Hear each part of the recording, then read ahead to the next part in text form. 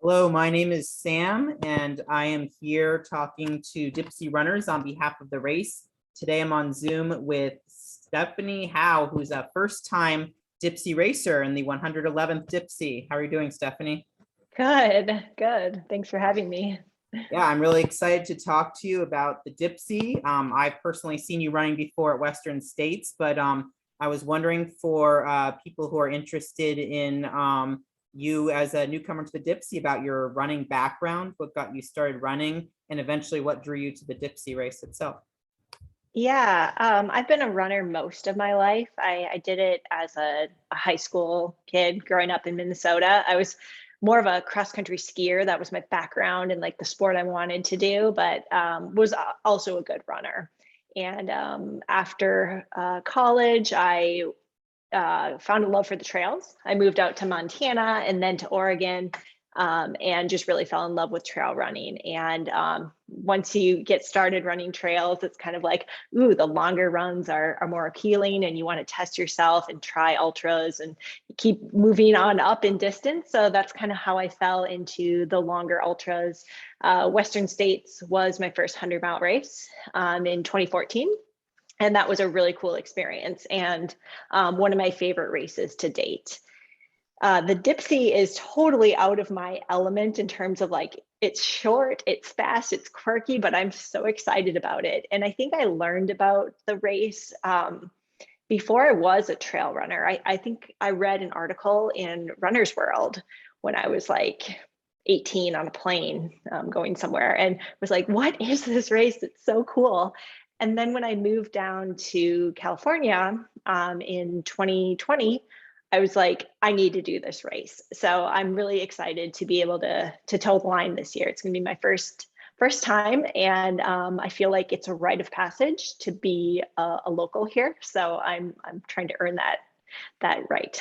Yeah, for sure. That's awesome. And it is funny how the Dipsea kind of pops up in unexpected places and sometimes in famous magazines, even though it's this quirky local race, but also, sometimes you'll run into people all over who've heard of it. And I think it's the quirks that give it so much appeal and make people feel like they have to at least try it once and then often get addicted to it. And I think you find many streakers in the race who, can't stop. Yes. Yes, a few of the people I run with have done it many times, and really, I've heard their stories, and I just am excited to experience it for myself. And I totally agree with you. It is so quirky that it's so cool. There's not another race really like that, and so it's the novelty of like, ooh, I want to try that, and like trying to figure out actually what it all means because I haven't done it before. I'm like, I still don't exactly know what's going to happen, but I'm like learning, and I think it's going to be a great experience. Yeah, and for sure, training is totally different. Like nothing can prepare you for that feeling of at the starting line, and just the way that the start works is so unique. So that leads to my next question, which is, have you been on the trail very much, and have you done a lot of Dipsea specific training this season? Yeah, that's a good question. I have been on the trail. I haven't done a ton of training on the trail yet. I have a 16-month-old, and so I'm just kind of getting my feet back under me. So I mean, I live nearby, so I try to get over there. But I would say my training is still up and coming after having a baby.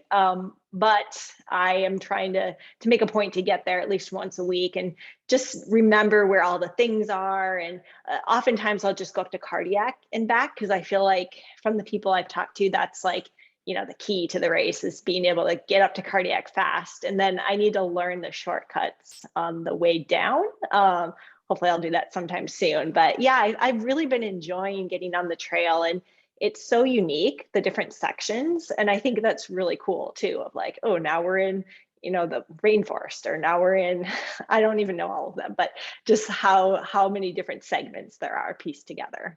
Yeah, for sure. No, it sounds like you have the right idea. And it's funny, the Head Start group that you're in, that I've definitely seen, a history of, women who recently, started a family in that group. And so many of them, I'm always amazed at how quickly they're able to come back and really, take the Dipsea hard. So it's a really good group of strongly competitive people. And I was wondering do you know any of the folks who are starting your group? Like, Clara Harwitz-Peterson, or I don't know any of the others offhand who are in that group specifically. No, I don't know who she is, but I know who Diana Fitzpatrick is, and she's one of my training partners. So I know she's got a little bit of a head start on me, but I don't actually know the women in my group, which is kind of great. I'm a competitive racer, not a competitive person by nature, but I also kind of like not maybe knowing what at all, like who's this person, who's this person. So it'll be a nice surprise for me.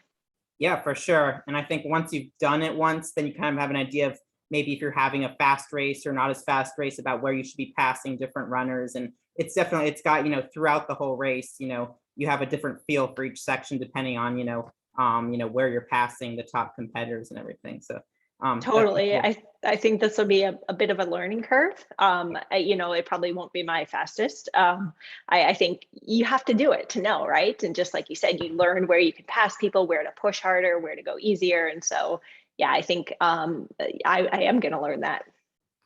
Yeah. And are there any particular aspects to the race that you're feeling extra excited for, or especially nervous for, that are different from any of the races that you've been doing besides the shorter distance? Yeah, I was gonna say it's short.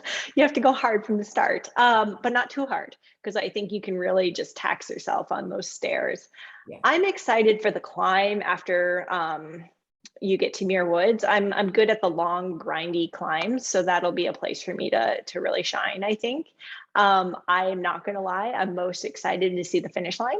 And not that it's like, oh, I'm done with the race, but just to like go through and complete it. I think for me, that's going to be something to really look forward to. And also getting to the top of Cardiac.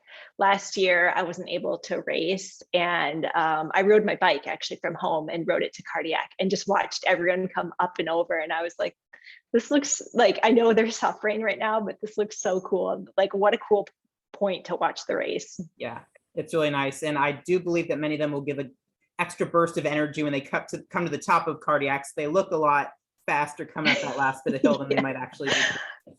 That's fair. Yeah. Finally, this is a question I'm asking all the Dipsea runners. What does the race mean to you, especially as now a first-time competitor in it?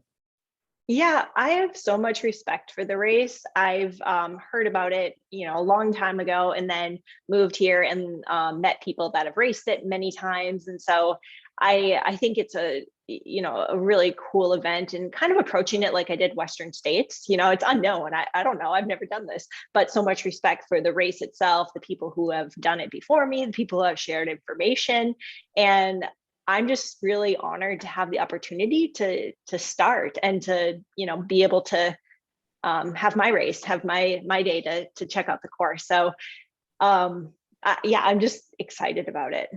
That's awesome, and I know that the folks in the race are really excited to have runner of your caliber and your attitude to join this year, and it's really exciting, and definitely the whole thing is a really fun experience, and it's just.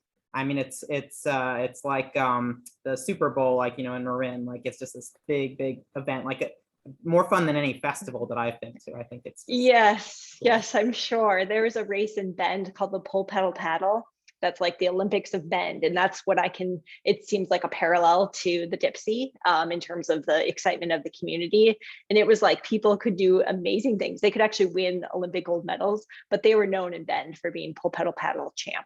So I see that here as like, ooh, Diana's a Dipsea champ, a multiple Dipsea champ, of like, that earns you like a lot of cred. Yeah, for sure. I mean, I would wonder if after your Dipsea race, if you do extraordinarily well, if you'll be known in Marin more for that than your Western States. So. Well, yeah, we'll see. Maybe in a few years. Yeah. I think, like I said, this is gonna be a learning curve. But yeah, I'm excited to start building that, and I think it would be cool to do it as many times as I can, just depending on body, seasons, and how I do. Yeah, that's awesome. I really enjoyed talking to you, Stephanie. Thank you so much for taking the time out of your busy family life and work life and everything. And I'm wishing you all the best in your last few weeks of training before June 12th. Thank you. Yeah, it'll be fun. I'm stuck in the recording.